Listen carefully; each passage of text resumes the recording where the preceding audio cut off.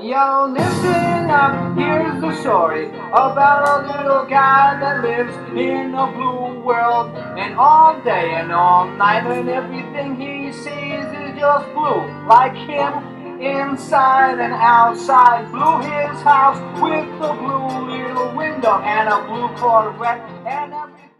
Good afternoon, everybody. Could someone please start off by telling us why we're here?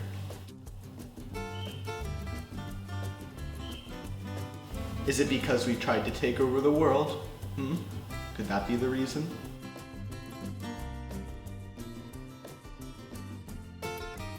Now, trying to take over the world makes some people angry, and I think we've learned our lesson, haven't we? Okay, let's introduce ourselves. We'll start with you. My name is Mussolini, and I took over Italy. Hi, Mussolini. Now, I don't think we forgot about you, Adolf. Hello. My name is Adolf Hitler, and I tried to exterminate the Jews and establish a 1,000-year Reich run by the alien race. Hi, Hitler. Now, as part of the healing process, I think we should all talk about what happened. Let's start with you over here, Hirohito. When I inherited the throne after my father's death, civil unrest soon followed. However, this was not my doing, but rather the result of the worldwide depression. My people were frightened, and when the military leaders began to say they would make Japan great again, they were ecstatic. I was a little frightened at first, but eventually warmed up to the idea when I was told that under the new government my military was creating, I was still to be the figurehead of the state, but with no power. So what? I still got to keep my epic robe and look at fish all day. However, when the military invaded the Manchuria region of China, I was not so thrilled on the subject. I wanted to keep my people out of war, but at the same time knew that we would be able to protect ourselves from the growing Chinese power should a threat arise, and gained plenty of resources to grow our industrializing country. However, when we invaded, those buffoons from the League of Nations protested our actions. Come on, why not go to war? What about the League of Legends? What? Sorry, I meant the League of Nations. Well, what about them? They can't do anything. They don't have an army. Nobody backs them. No one cares Doesn't about matter. them. They can't do anything. But, What about them? okay, I guess. Alright, let's go to war. Again, I did not want to have a full-on war with China, but that is what my military chose. I urged them to be thoughtful and not so barbaric and war-driven, but they ignored me anyways. In fact, I was then urged by my own advisors not to interfere with the military's actions, as I could lose public support and be thrown out of the palace. I didn't want my epic robe to be taken. So I complied and let my military do whatever they wished from that point on. This then led to the Second Sino-Japanese War and an invasion of China and the takeover of its capital city, Nanjing. Well, no, we shouldn't go to war! No, we're going to war. Why? We're going to war. We told you to go to war, we're going to war. But I don't want to. Too bad. Hey! You want this back? Yes! Well, we're going to war. Okay.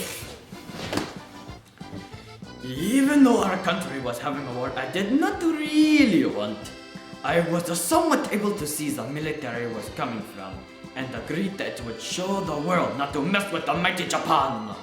Plus, my advisor said it would be a speedy war, so I was not too worried. However, all of my peace was dashed when my military decided to join that buffoon over there. Once we joined the ongoing war with him, my military decided it would be best to take over British and Dutch colonies in the Southeast Pacific. And this, of course, was in order to fuel our stretched out army and gain more land to expand our growing empire. The military then decided to fortify and set up bases on the islands we captured in order to stop any attack from our rival powers. Everything was going well. I mean, the US did catch wind of what we were doing and stopped sending us oil, but who cares? We were expanding our control and were receiving plenty of oil from our conquests. By then, my admiral of our mighty navy made the fateful decision to attack the Yankees. Alright, and for our next trick, we'll attack the US at Pearl Harbor. Yes! Yamamoto. Well, we went through with the attack and were extremely victorious. I mean, come on, you've got to hand it to us. We almost completely crippled the US's main battle fleet. However, this celebration was short-lived, as we were then given a crushing defeat at Midway Island in 1942. It was then when our main battle fleet was mostly destroyed. Even though we had fortified hundreds of islands in the Pacific to stop the US's advance, they still somehow made it through. Well, with our plans for an island empire dashed and an approaching US and Allied victory, we still had one trick up our sleeves. Haha, US, you'll never get past our line of defense! Freedom! Yeah, not our crowning moment. I myself was disgusted with the tactic, but had no choice other than to comply. We then soon surrendered after that tactic was employed, as the Yankees gained the upper hand by murdering thousands of my innocent populace in a matter of seconds. Yes, you know what I'm talking about. Hiroshima and Nagasaki. After those events, my military still wanted to push on fighting, but I had to put my foot down and say no! I then surrendered to the US on September 2nd, 1942. I hated them with an extreme passion for what they did, but understood why they then disbanded our militaristic government. It was to teach my people the true way of ruling and to prevent any uprisings or conflicts. I, of course, was not prosecuted for any war crimes, though my advisors and leaders were, since I did not actively participate in planning any attacks. Nonetheless, I was still dishonored and ashamed of myself for letting all of this happen. Now, I'm sitting here with you all, and still have my epic robe. So, for the most part, I am content. Alright, please continue. I've always had a passion for children. That's why at a very young age I became a school teacher. Oh, how nice. Which one of you was the one who gave me this apple? Oh, you've always been a very nice person, little Jimmy, and thank you so much. Now, enough stalling. We have to get back to our daily lesson. Remember, repeat after me. Down with socialism! Down with socialism! Fascism is the only way! Fascism is the only way! Those were good times. Yet, with the beginning to my rise of power, soon after teaching, I set myself on a path to become Prime Minister. I swear by this day, I will stand here until you give me the throne to Italy. No. Why not? Don't feel like it. I have a following of 300,000 that will back me to death. Yeah, but where are they? They're trying to get their parking validated. This is awkward now, isn't it? I'm sorry about that. Really, it's no problem. It happens all the time. But when I come back with my army, you're gonna still make me the leader of Italy, right? Sure.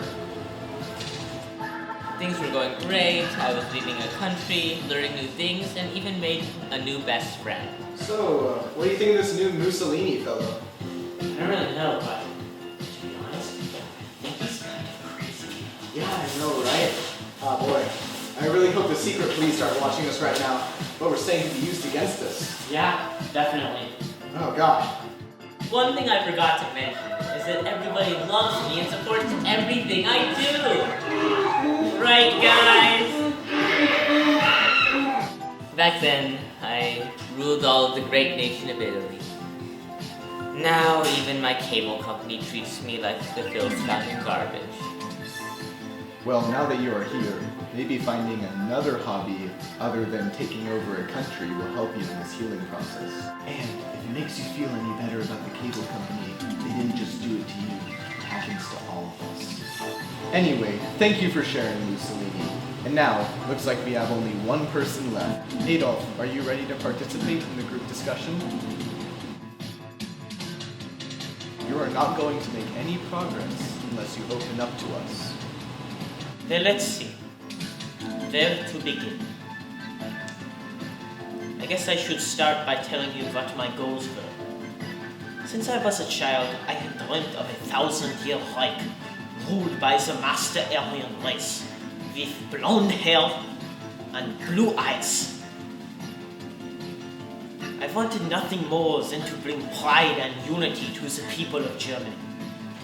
And some I felt were getting in the way. What do you think keeps the people of Germany from being unified and proud? The Aryans are the master race. Why don't they feel proud? I'm not sure. Perhaps there are other people sabotaging our country. Die Juden! I knew it! The Jews went sabotaging us! They're the reason we lost the First World War! They're the reason we are in such a terrible state as a nation! The Jews! That's it! We need to rid ourselves of the Jews! Only then can Germany be the prosperous nation it deserves to be. The Aryan race could not have been defeated without sabotage. That was the reason for Germany's lack of success.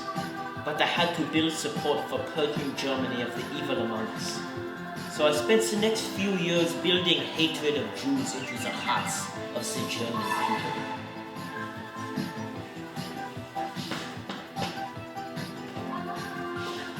Gentlemen, I have a proposal. I believe that we have built enough anti-Semitism to begin purging ourselves of this evil. I propose a Christian night, a night of broken glass. We will send Gestapo members in plain clothes to destroy Jewish shops and businesses and take them away to force miracles. Excellent idea, Adolf. You're a brilliant man. I like the plan. When can we go for it? The 9th of November. Now that we were getting rid of the saboteurs, I felt safe to pursue my military goals. Now that we have begun eliminating the Jews, we can move forward with our military plans. We will build a new German empire, more powerful than ever. I am working on a plan to invade Poland, and from there Belgium, then the Scandinavian countries. This will allow us to swiftly invade France and siege Britain. From there, we will take the world. This is a tough task, Adolf. The German war machine is capable of such a feat. We shall go forth. It's raining men. Hallelujah, it's raining men. Amen. I'm gonna go out. I'm gonna let myself get absolutely soaking wet. It's raining men. Hallelujah, it's raining men. Every step's a man.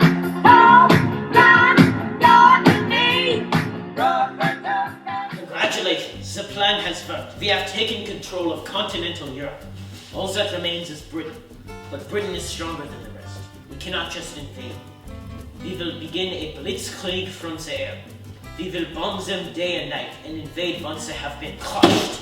Great idea. Let's mobilize the Luftwaffe. I don't want to talk about this anymore. I had the world in my hands and I let it slip away.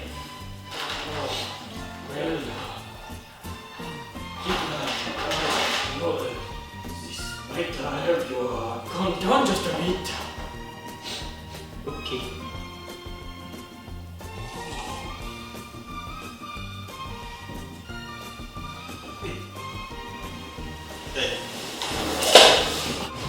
We may have been friends in the beginning, dear Adolf, but you pulled out of the war and disrespected my country, and for that you must die.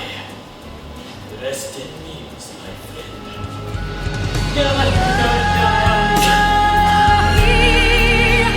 There's nothing I fear, and I know that my heart will go on.